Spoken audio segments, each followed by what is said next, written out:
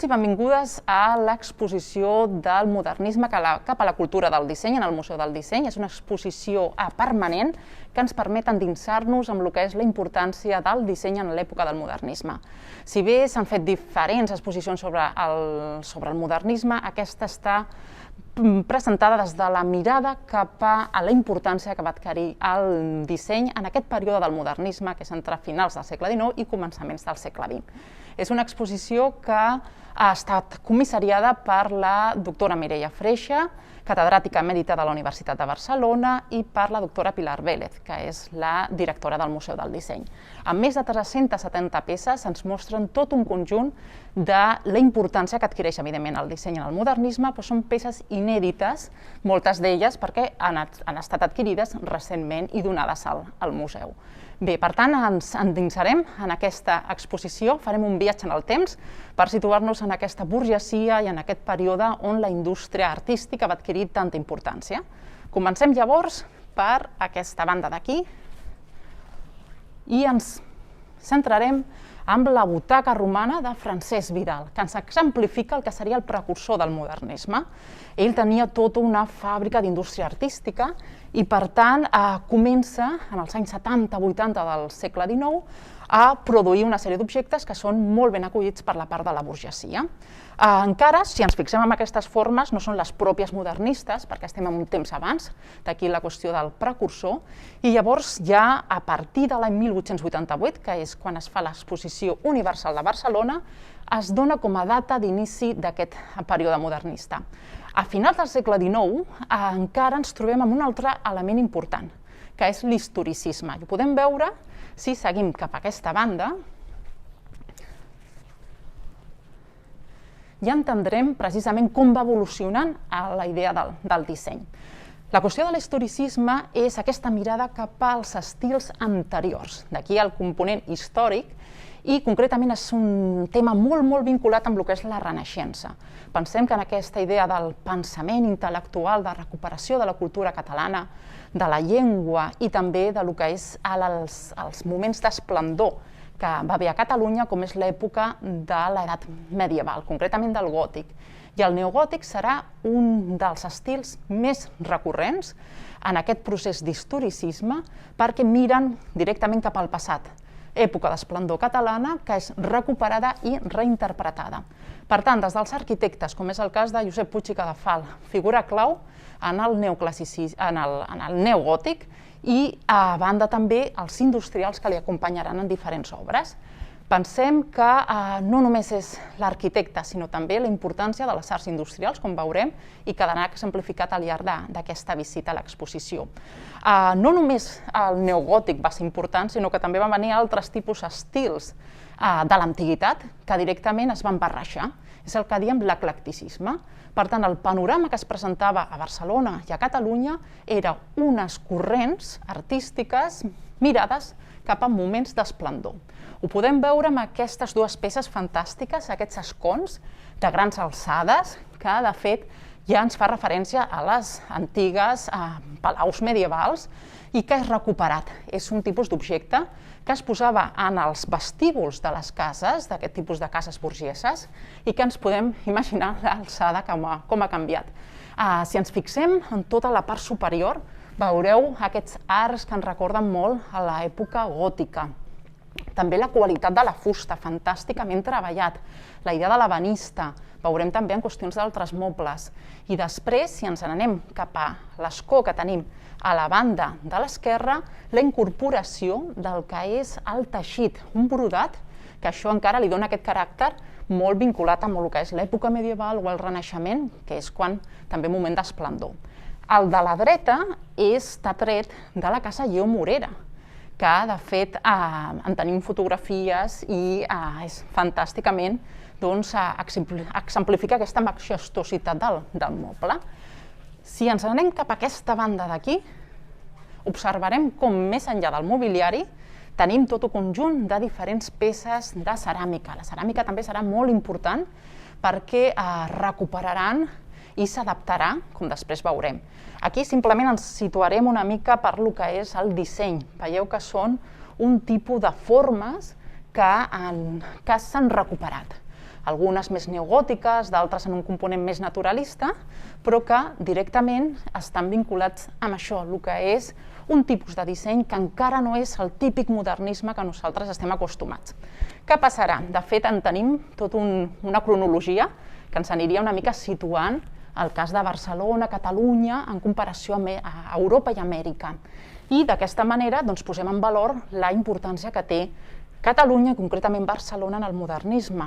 Pensem que és una ciutat de referència avui en dia amb el patrimoni modernista. Per tant, comencem a veure una cronologia que ens situa molt bé perquè justament serà a partir de l'exposició de l'any 1898, quan es fa una exposició de Belles Arts i Indústries Artístiques i concretament amb l'exposició universal que es fa l'any 1900 a París, quan el naturalisme comença a triomfar. I és el que veurem a la següent sala. Si seguim el nostre recorregut, ens endinsem en un conjunt de peces molt interessants que ens presenten un ventall d'opcions a l'hora de poder presentar la idea de com aquest naturalisme comença a triomfar.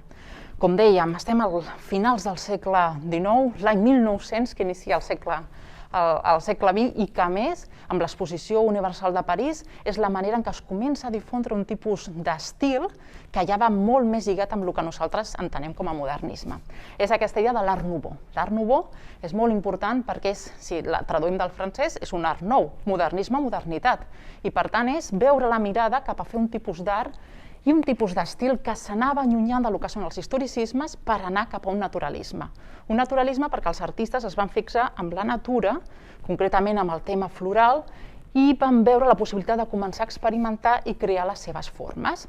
Això no treu que l'historicisme continuava, el que simplement es van començar a barrejar. En tenim figures tan fantàstiques de ceràmica, en relació a la fàbrica de Pujol i Baucis, que és d'art remarcat i de referència a nivell de producció ceràmica, i formes que ens recorden en aquesta idea de medievalisme, però ja incorporat amb una modernitat. Ho podem veure també amb aquestes, si ens girem una miqueta, veurem aquests àngels, fantàstic també, perquè estaven dins del que era la part superior de la llar de la casa Llomorera. I concretament entre el mar, feien de mar, d'una escena de l'Epifania. Podem veure la qualitat artística, l'elaboració, unes formes molt més naturalitzades i que exemplifiquen la decoració i l'ornamentació, que seran fonamentals en el cas del modernisme. També tenim altres components, com pot ser aquesta cadira de Joan Busquets. Joan Busquets va ser un moblista de referència en el modernisme amb aquestes línies que exemplifiquen molt bé les línies ondulants modernistes, que és el que diem la línia coupe de fouet. Coupe de fouet fa referència a aquesta espècie d'ondulació, traduït com si fos un làtigo, que el que fa és ondulant i per tant inspirat en el món natural. Veiem també la Verge de Montserrat feta tot un conjunt de marqueteria, una tècnica de gran qualitat i de gran procés que després en veurem aplicat directament en el mobiliari. Rajoles també de Pujol i Baucis, fantàstiques per lo que serà la ceràmica, que en veurem també després. Penjador de la Casa Calvet de Gaudí, que es veu directament aquest interès per lo que és l'aplicació dels objectes quotidians i que el disseny està incorporat. I si seguim una miqueta més cap aquí, veurem directament el jove Rafael Masó, que destacarà després pel noucentisme, però que va fer aquest marc fantàstic per a una família burgesa, decorat a tot un conjunt de diferents roses i que precisament són objectes, tots ells, que estan vinculats amb el que és la decoració de les llars. I aquí és una qüestió molt, molt important. També hem de fer esment al que és aquest brodat, que està realitzat per una dona, la Cristina Rivera, que es va presentar a l'Exposició Universal de l'any 1888 a Barcelona, aconsegueix una medalla, es torna a presentar una altra del mateix any i torna a guanyar una altra medalla, i a la tercera exposició on presenta aquesta obra aconsegueix la tercera medalla. Destaca per la qualitat, és un tapís fantàsticament realitzat en què ens mostra aquesta dona que podria ser traslladada en una època medieval o renaixentista i que directament ens trobem amb una qualitat artística. Ja no és la idea de la dona que treballa pel simple fet de brodats domèstics, sinó de manera professional, un artista que hi ha al darrere. I per tant aquí podem visualitzar amb aquesta obra. I si continuem amb l'exposició, veurem com tot allò es continua encara augmentant en el món del disseny, concretament en les indústries artístiques. I aquesta idea de la cultura del disseny està molt vinculat amb el que és la producció. Una producció que pensem per una banda és recuperar l'artesania, que és un procés artesanal que interessava d'antigues tècniques ja d'època medievals o posteriors. I la idea també és adaptar-les a les noves formes de fer de la indústria. Tot això origina el que són les indústries artístiques, que són essencials i que estan lligades amb el disseny modernista. Bé, tot això també ho podem veure amb l'objecte artístic, com directament peces que abans només estaven determinades i dirigides al públic burgès de classes elevades i altes, es comença a democratitzar, evidentment, dins del que és el món de les classes benestants, però que arriba a unes capes que abans només eren autèntics privilegiats. Per tant, la reproducció mecànica de les formes dels objectes. També fixem-nos en tota la decoració que tenim a nivell d'anuncis, la importància de l'anunci, de les arts gràfiques, de com directament comença a sortir a Barcelona una autèntica indústria amb grans professionals que treballen en cadascuna de les disciplines i de les arts decoratives i aplicades. Això donarà pas a una gran sèrie de diferents industrials que apareixen amb novetats tècniques i amb una gran decoració que està molt vinculada amb el que és l'estètica modernista, inspirada en la natura, en formes vegetals, sobretot la figura de la dona, i també això donarà pas al que és la importància, com dèiem, de les diferents arts aplicades en si mateixes, que tenim una gran diversitat, i en aquesta exposició ens mostra com de manera individual aquestes peces aconsegueixen aquesta qualitat artística i del disseny. Fixeu-vos en aquesta peça. Anem cap a el que és, diem això, els grans protagonistes del modernisme, que així ho indiquen a l'exposició, són aquestes arts aplicades. Tenim aquesta bandera de l'Orfeó barcelonès, l'Orfeó més antic de Catalunya, amb un brodat fantàsticament elaborat. És una institució musical que ja s'havia inaugurat als finals del segle XIX, però que l'any 1900 es torna a reformular després d'haver patit una crisi. És concretament quan es fa aquesta bandera o senyera que ens tornem a veure el tema del brodat, tan important com era en èpoques anteriors, i el modernisme ho continua fent. Però a banda també tenim el tema de l'enquadernació, i això també està molt vinculat amb les arts gràfiques. Pensem que és un moment a mitjans del segle XIX quan realment comença a adquirir una gran importància el món de les arts gràfiques, es revoluciona amb aquest procediment industrialitzat i ens permet veure com a partir de tècniques amb el cuir o amb el que és el procés del gravat incorporat a la tela, amb el metall es van introduint diferents elements. Gràcies a editorials com el cas de Salvat, per exemple, que ofereixen un tipus d'enquadernació que és molt més elaborada, res a veure amb les enquadernacions senzilles que ens trobàvem prèviament. O, per exemple, tenint aquestes cantoneres realitzades amb llautó de manera totalment amb un estil naturalista, de dones fantàsticament elaborades amb el que és aquesta estètica i aquesta al·legoria femenina que es té molt present. Fixeu-vos que són detalls, tots ells, que exemplifiquen la gran diversitat de l'art vinculat amb la societat. I, concretament, en aquest sentit, tenim el concepte de l'art total, que també és un element i un concepte clau per entendre el modernisme. I això molt vinculat amb el concepte també del disseny. Ens trobem en que el modernisme no és només aquell gran edifici que està bellament decorat, sinó que és un tot. I per tant ens tenen en compte des de l'edifici fins al detall del que és les tan mínims com són aquestes peces que hem estat veient.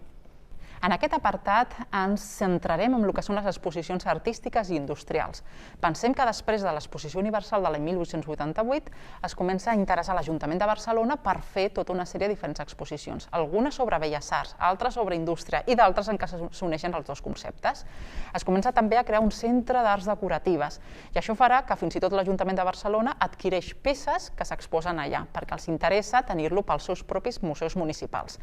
Tenim aquesta fantàstic vitrall, està fet per els Rigal. Els Rigals van ser una empresa que va destacar a l'època del modernisme per la qualitat en què feien els vitralls, i molts dels vitralls importants modernistes són d'aquesta casa.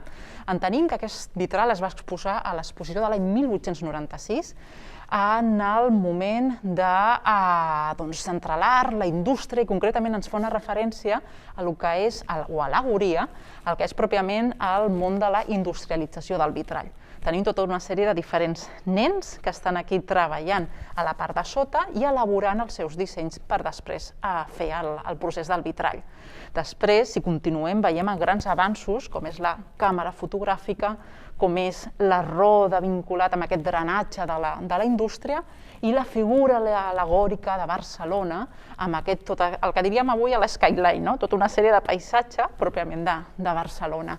És de fantàstica qualitat, és un vitrall que destaca per lo que és no només la tècnica, sinó també pel propi disseny, i a més per lo que ens exemplifica amb les seves il·lustracions. Després tornarem a parlar del vitrall, perquè anem a veure altres tipus de peces que estan molt vinculades amb qüestions de publicitat, com és el cas d'aquesta vitrina.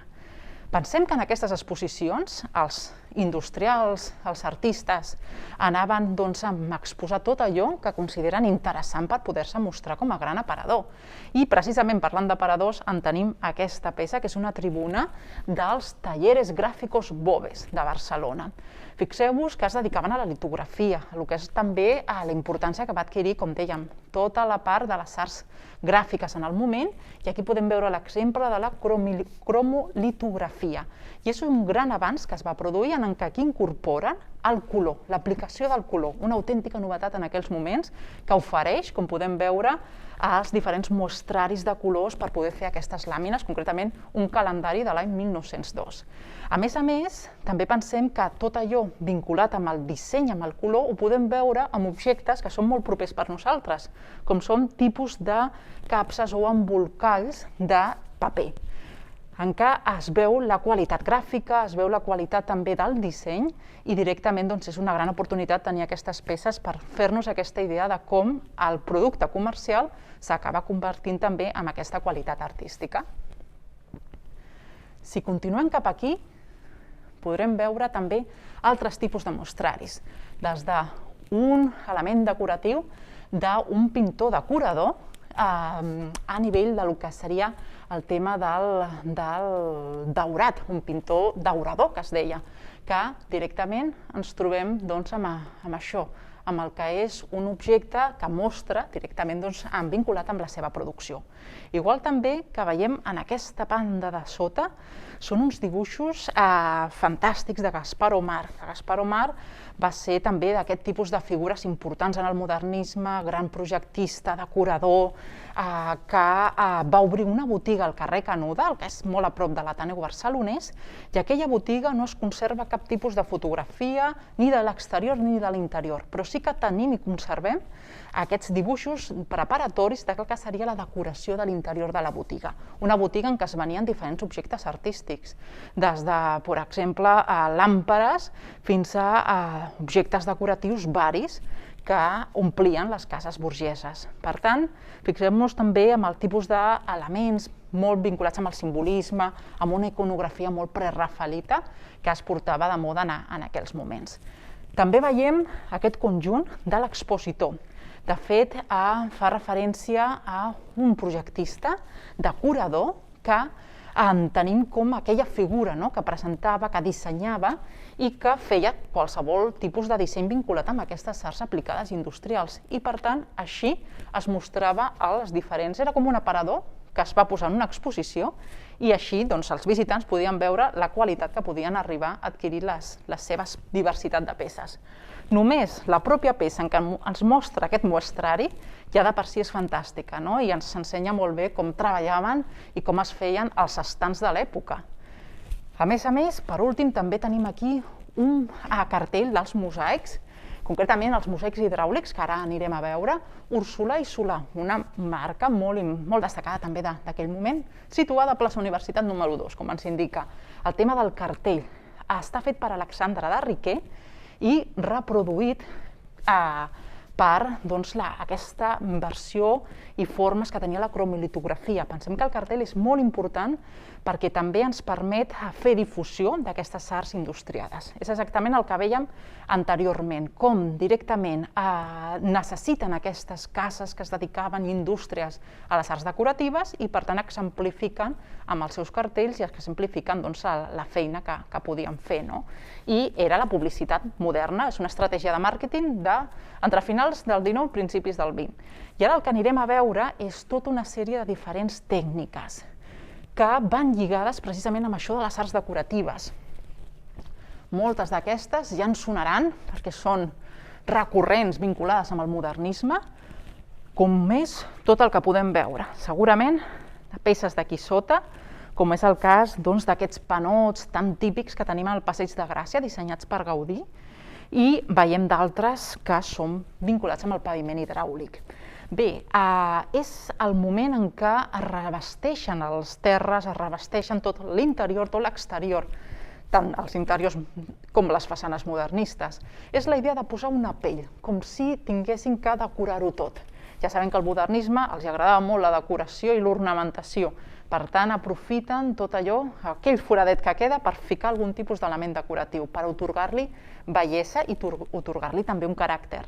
Per tant, el paviment hidràulic és una tècnica moderna en aquells moments que es desenvolupa i que ens permetrà un tipus, el que es deien les catifes de ciment, perquè precisament era substituir aquell teixit de les catifes per un altre que era molt més higiènic, com era el mosaic hidràulic. Per tant, dissenys elaborats per grans arquitectes i grans projectistes decorador que fan tot un conjunt de diferents elements vinculats un altre cop a iconografia modernista, com és iconografia del món de la natura. A més, fixeu-vos en aquest tipus de gran aparador que veiem de diferents rajoles ceràmiques, que agafen diferents formes. Algunes són les típiques format quadrat, però d'altres, com aquests florons, que ens fan adquirir un volum directament. Per tant, fàbriques al darrere, com Pujol i Baucis, que treballa molt amb aquesta elaboració d'inventar i atorgar una dimensió a les pròpies peces. En tenim també algunes puntuals sobre el Palau de la Música Catalana, aquesta gran obra, com és aquest conjunt d'aquesta rosa. Fixeu-vos en la rosa que està feta com una espècie de mosaic, però que no entre trencadís mosaic, és a dir, es van directament perfilant i creant els pètals que tenim a l'interior. Aquesta rosa era una de les tantes altres que n'hi havia amb el que és la part de les llotges i la forma com de balcó que tenia el Palau de la Música. Es van treure per qüestions de conservació i de pes, però dissenyades i integrades en la pròpia arquitectura. O fixeu-vos en el disseny que va fer Domènec i Montaner, arquitecte del Palau de la Música, amb aquest petit capitell, elaborat a partir de 3 materials. En tenim el vidre, que és el que agafa pròpiament el fust de la columna. Després tenim la ceràmica, que és el que agafaria la part de sota i la part superior. I al centre tindríem elaborat a partir de ferro. Imaginem 3 tipus de materials amb una modernitat en què el propi Domènec i Montaner s'inventa un tipus de capitell per incluir-lo dins de l'edifici que fa. En tenim també, per aquesta banda, exemples del que és la qüestió del treball dels metalls. Si en el cas de la ceràmica va ser una innovació, per una banda, de recuperar tècniques del passat reincorporades en tot un procés industrialitzat, i a més, en el cas de la ceràmica, també tenim que té aquest component higienista, perquè permet netejar-lo molt millor i permet de poder lluir i revestir més adequadament, amb una corrent que anava molt vinculada amb aquests finals del segle XIX. En el cas del ferro, torna a passar una mica semblant a la idea de recuperar ja un tipus de procediment que tenia una història, però hi ha una gran revolució a nivell de metal·lúrgia. Per tant, s'incorporen altres tipus, el ferro forjat, el ferro colat, però en tenim de diferents materials com el llautó, que queden allà fent creacions com les que tenim aquí, mostrar-hi d'elles. Un canelobre, fixeu-vos en aquest canelobre totalment decorat i enrevessat a nivell de decoració. En tenim aquesta maneta de porta, també. Fixeu-vos en un objecte tan determinat, que podria ser avui en dia una cosa senzilla, en aquells moments se li atorga aquest caràcter d'objecte artístic i, per tant, incorpora la pròpia línia Coupe de Fouet, que és aquesta línia corba que parlàvem abans, l'incorpora directament per donar-li aquesta idea d'atorgar-li un caràcter més elaborat. Fixeu-vos també en aquest marc del gremi de serrallers, donat a un mestre serraller, un marc fantàsticament elaborat, que avui en dia tenim aquesta idea dels diplomes i marcs sense cap tipus de decoració. El modernisme el que feia era exaltació precisament de l'ornament i per tant totalment ben elaborat, ben treballat i amb tota una sèrie de diferents filigranes a nivell de metall. També en tenim, per exemple, aquest floró, que veiem justament a sota del que és el marc. Aquest floró decoratiu fet en ferro que formava part d'una parada dins del mercat de Sant Antoni, concretament una carnisseria. Imagineu-vos com des dels grans burgesos que tenien les seves cases arribava a aquest tipus d'art més popular com és el cas dels mercats. I per tant era un complement, aquí només en veiem un, però és que estava tot ple la part superior d'aquesta parada d'aquest tipus de florons. És aquest punt que també ens ve lligar-lo amb el que és la decoració tan ornamentada, tan excessos de decoració que donava aquest caràcter propi i identificatiu del modernisme, tot i que molts dels objectes, aquí la gran importància del disseny, és la idea de la funcionalitat, que són objectes funcionals però decorats, molt bé decorats. Una altra de les tècniques, el vitrall. El vitrall també recuperat des de l'època medieval. Per descomptat es continuava fent, però bàsicament molt lligat amb les esglésies. Què passa amb el modernisme? Aquestes grans cases incorporen aquestes finestres per entrar la llum, la ventilació, i no només es decoren les cases, sinó que aquestes finestres amb ventalls de vitrals fantàstics. En tenim exemples del que són projectes a la part de sota, diferents motius que recreen com si fos un contacte amb la natura, ja siguin recreant un paisatge, un jardí, elements tant vegetals com animals. I tot allò genera com aquesta mirada cap a l'exterior. Per tant, tornem aquí a parlar del Rigal, el mateix del vitral que hem vist abans a l'exposició, són tots ells d'ell i ens mostra la diversitat de temàtica. Les tècniques, sobretot el vitral emplomat, el que era ja més tradicional des de l'època medieval i que es torna a seguir realitzant, però aprofitant el que és el procediment tècnic. Per tant, aquesta part industrialitzada es va incorporant, tot i que és un procés molt artesanal, es va introduint. Per tant, en tenim l'emplomat, que és el que més destaca, i després hi ha un altre, que és el cloisonné, que ho podem veure amb aquest conjunt d'aquí, amb aquesta llinda, que pertanyia al Francesc Vidal, que de fet abans en parlàvem, i que entenem que tant ell com els seus fills es van dedicar al món de l'art, i concretament en aquest és la tècnica del cloisonné. El cloisonné és un terme que també es fa a nivell de metall, però que en aquest cas procedeix de França, la tècnica, i després va adquirir una gran importància a Anglaterra, concretament a Londres va triomfar. I el cloisonné, clar, és una tècnica molt més detallada en què ens permet fer tot allò que veiem en aquest conjunt, és tota una plantilla que s'ha fet amb un vidre transparent, s'ha delimitat amb metall, el que seria el perfil de les figures, i després es comencen a introduir tota una sèrie de boletes o petites partícules de vidre de colors. Un cop està tot allò enganxat, de vegades també s'utilitza la pròpia cola, posem un altre tipus de planxa al damunt per poder sustentar tot això i quedar-lo ben encriptat. En tenim aquí un exemple que hem de veure en detall i ens permet veure precisament això, el que és una tècnica molt més elaborada i molt més cara que el vidre emplomat. I a més, el que dèiem, de lo gran cap a lo petit, el petit objecte, aquesta idea que té el modernisme d'elevar categoria d'art als objectes artístics. I per tant en tenim, per exemple, en aquests gerros d'Antoni Serra, fantàstic, amb aquesta magnòlia, que decora amb aquestes libèl·lules, és a dir, sempre amb aquesta inspiració de la natura, gerros decoratius que a la burgesia li encantava tenir a casa perquè li donava aquest caràcter d'estatus. A més, en passem, per exemple, amb aquest mirall fet per Lambert Escaler. Lambert Escaler el veurem després en algunes obres seves, vinculat amb la idea de l'objecte decoratiu del bibelot, i tenim com aquest mirall sempre d'aquestes dones que semblen com fades, molt vinculades amb l'estètica també modernista i art nouveau. Però no només tenim aquests objectes més grans, sinó que ens anem cap a la mida més petita. I ens podem fixar precisament en temes de les tasses. Com una tassa li donen aquest caràcter de perfilar-lo i fer precisament amb aquesta forma al voltant del que és el metall incorporat amb la porcellana. Per tant, és tot uns dibuixos, tenim aquí el segell, com es treballava també a nivell de metall, fets pel Masriera i Carreras, que després en tornarem també a parlar dels Masriera.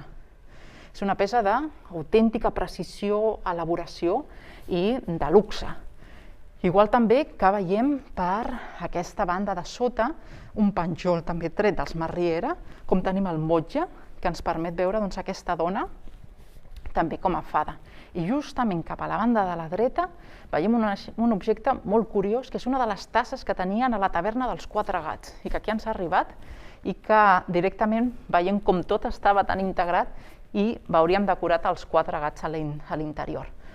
Com podem veure, directament és tan destacat la importància del disseny, del modernisme, del que és aquest concepte de art total en què tot està elaborat i a més molt vinculat amb la burgesia. En aquestes arts aplicades industrials, de la més important, la que destaca més, és el mobiliari. Pensem que aquesta burgesia que estava tan interessada en que tota aquesta decoració es fes vistosa, doncs imaginem amb el que és el propi mobiliari, que també denotarà aquest caràcter. Pensem, a més, que la burgesia el que volia era deixar marcat el seu estatus, perquè eren el que es deien una espècie dels nous rics, no tenien el privilegi com havien aconseguit la realesa o la noblesa i, per tant, tot allò que mostraven no deixava de ser el seu mirall d'exposició cap a la resta de burgesos. Per tant, en el cas del mobiliari hem de pensar també en aquestes cases que no només estaven pensades per les famílies, sinó també per a rebre visites. Ho veiem amb el cas dels escons al començament, que formaven part del vestíbul. I a més tenim una selecció de peces molt bé seleccionades i triades en relació a la diversitat que podien aconseguir tenir aquestes formes del mobiliari, com és aquesta arquimesa.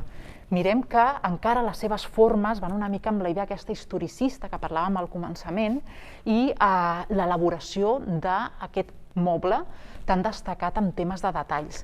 En qualsevol tipus de cantonada trobem una tallada en fusta de gran qualitat i, a més, tot decorat amb aquesta inclusió de lo que és també pintura i, per tant, aplicacions de metall, és a dir, intervenen d'altres tipus, com també intervenen altres tipus d'arts decoratives al llarg de tot aquest conjunt de l'art total del modernista. Veiem també aquesta idea d'aquesta cadira. Fixeu-vos que en la cadira, si fem una comparació, ja ens n'anem d'aquell historicisme que abans parlàvem cap a aquest naturalisme modernista Art Nouveau. Ho podem veure en tota la part superior del que és el respatller, com fan aquestes línies ondulants, com s'ha incorporat una flor en aquell punt, com també a la part de sota en tenim. I fins i tot els braços també comencen a adquirir aquests elements naturalistes.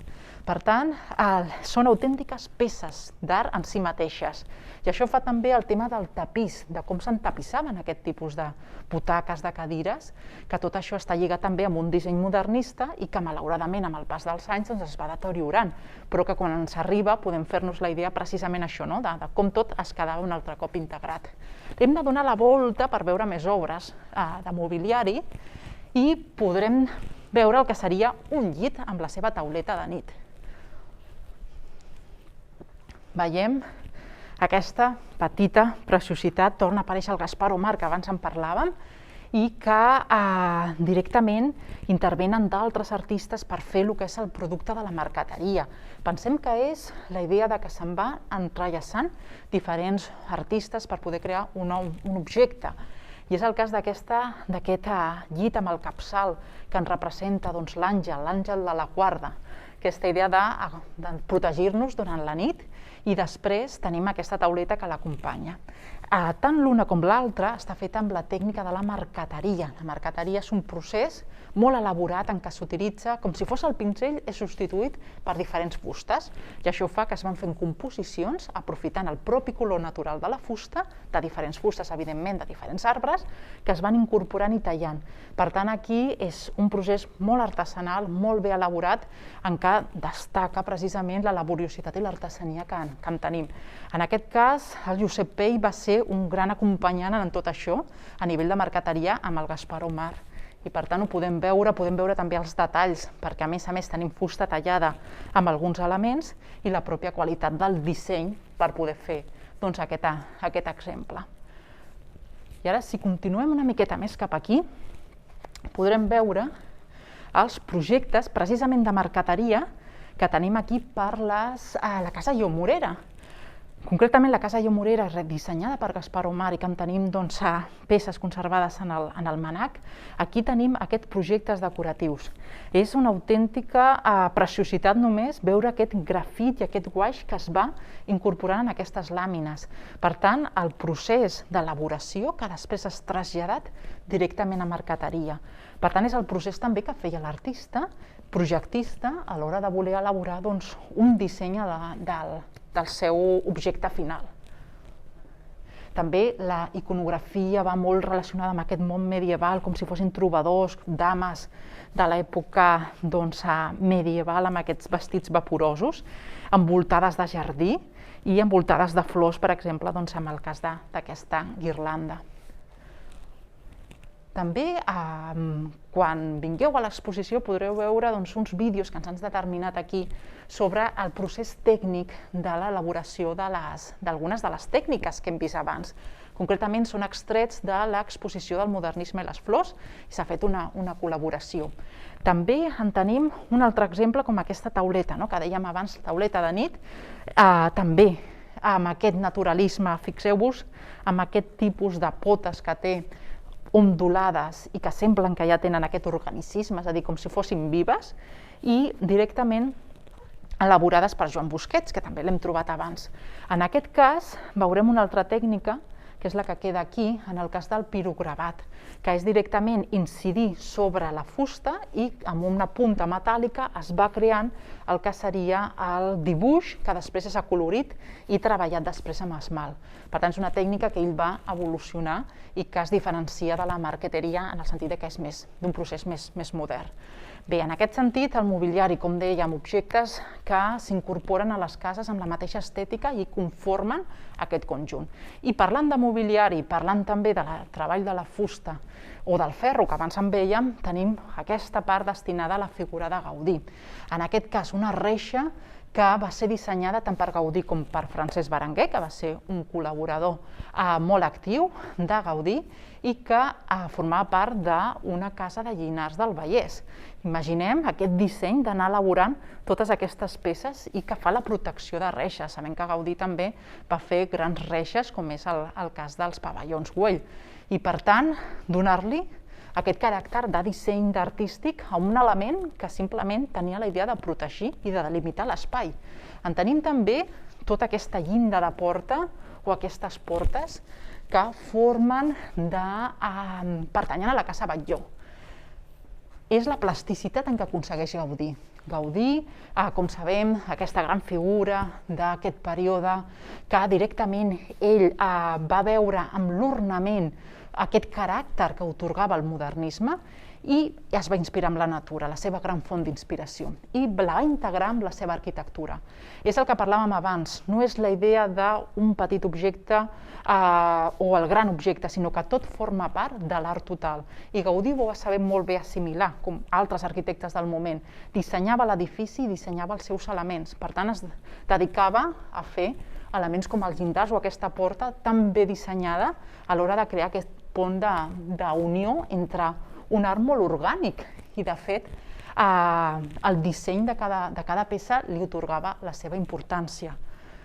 També per aquesta part de sota podem veure una part de paviment que fa referència al que és un tipus de parquet, que diríem avui en dia, o de tarima, vinculat amb aquesta composició de diferents fustes i que es van fent amb un disseny que és molt lligat amb el que seria ja una forma molt més actual per nosaltres, però que directament també la importància de dissenyar fins a aquest punt.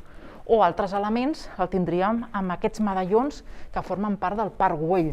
Ja sabem també amb aquesta tècnica del trencadís tan lligada amb Gaudí i que aquest reaprofitament i adaptació de la ceràmica per revestir, per decorar. Per tant, són elements que ens mostren més la idea de Gaudí com a dissenyador i la idea que ell ho integrava tot dins del seu art. I ara hem de continuar per l'altra banda, continuarem el camí i anem a posar el focus d'atenció amb el que és pròpiament la llar burgesa. Parlàvem abans dels burgesos, aquests nous rics, entre cometes, evidentment enriquits gràcies a la revolució industrial, que van veure que els seus habitatges havien d'anar decorats directament d'acord amb el seu estatus. Per tant, el mobiliari continua a estar present i altres objectes més.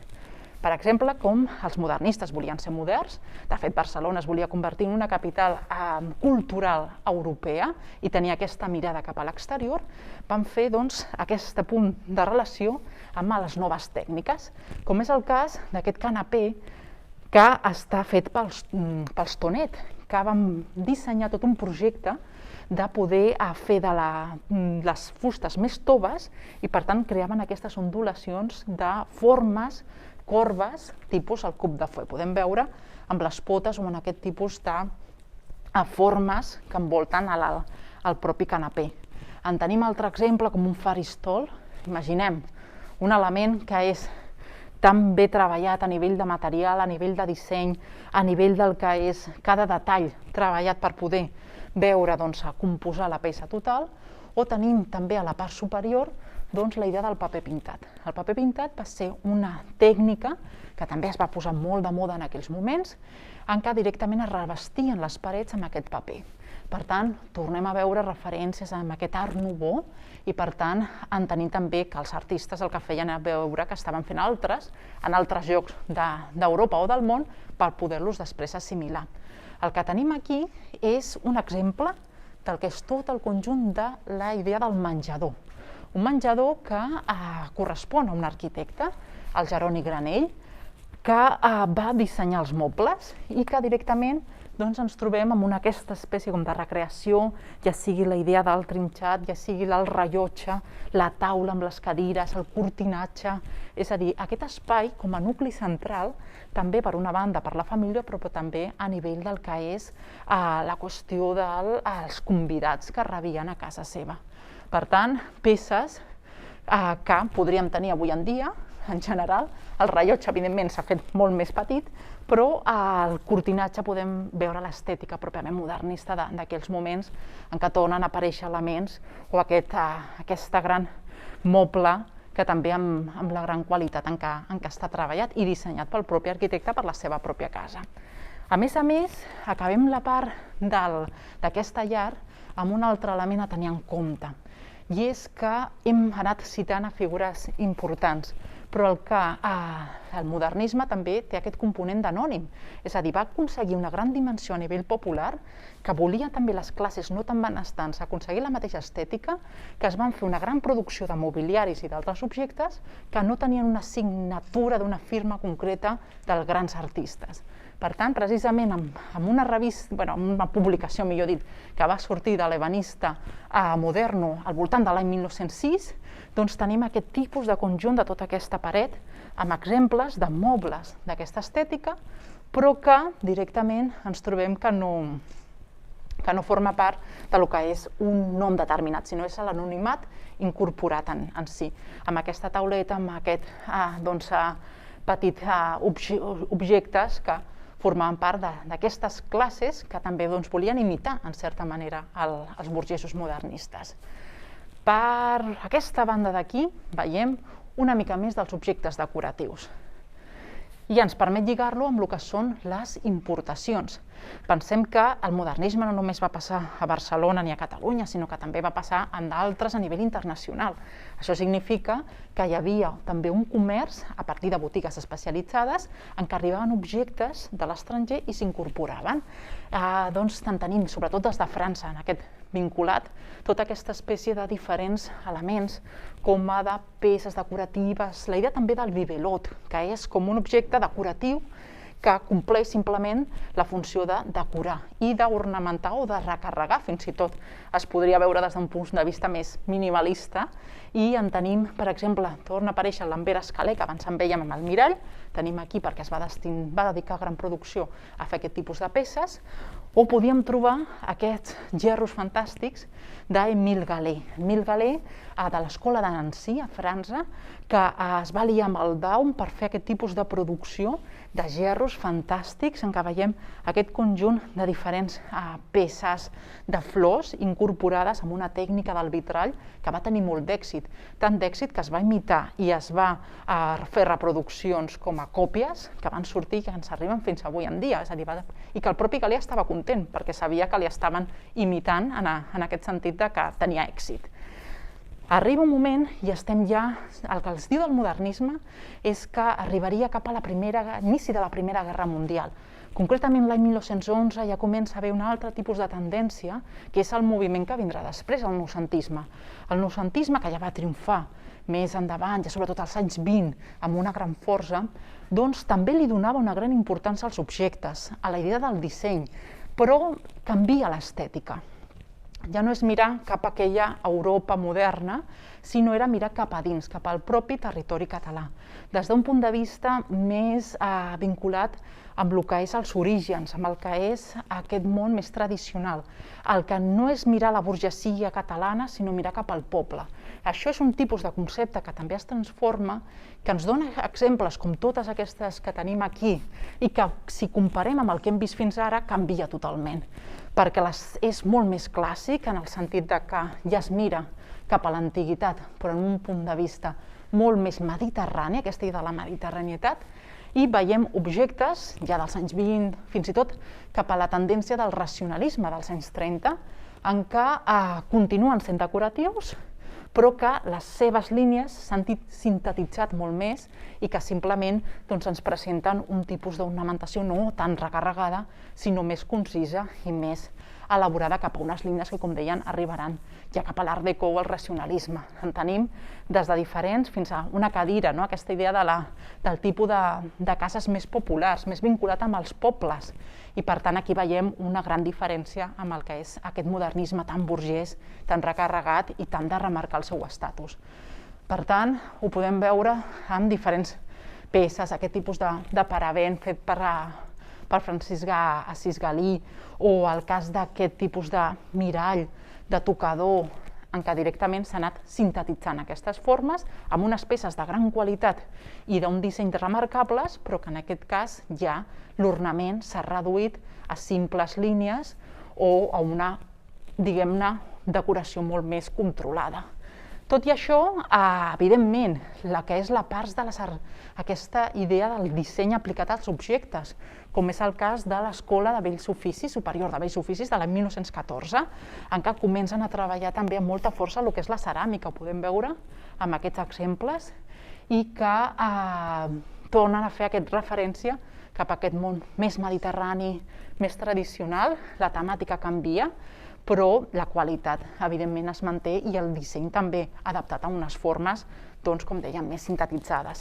O podem veure també el gerro, en aquest cas de Josep Llorenç Artigas, ja dels anys cap als anys 20, que treballa molt el que és la idea de la importància d'aquest color aplicat amb el procés, que amb els amics dels museus vam veure una exposició fa uns anys a la Pedrera.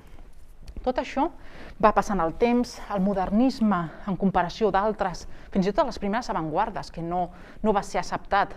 En tenim el cas de Dalí, que va defensar-lo i va defensar molt a Gaudí, però el modernisme durant un temps es va començar a veure malament, com aquell tipus d'art decoratiu massa recarregat, i serà gràcies sobretot a la figura de Gaudí, amb els amics de Gaudí, aquesta associació que reivindicarà la seva figura, que conservarà i controlarà el seu patrimoni, amb continuïtat, per exemple, de la Sagrada Família, i això farà que es torna a tenir importància d'aquest modernisme.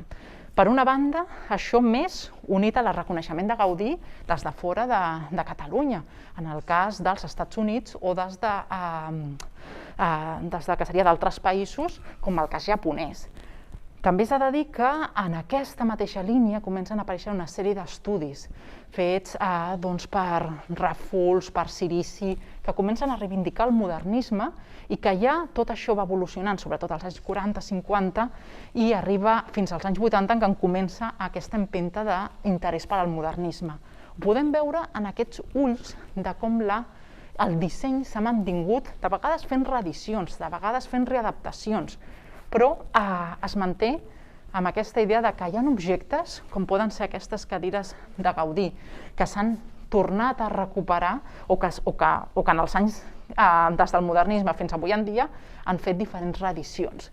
O és el cas del que tenim d'aquest paviment que abans en vèiem sobre el panot del Passeig de Gràcia, que es converteix com una espècie d'objecte turístic de record de Barcelona, per tant, imatge icònica que en tindríem.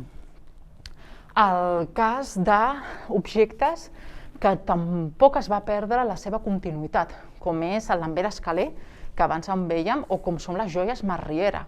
Per tant, objectes que es mantenen perquè els gustos, tot i que han anat canviant, se l'ha apreciat i se l'ha donat otorgar la importància del disseny i de la seva qualitat.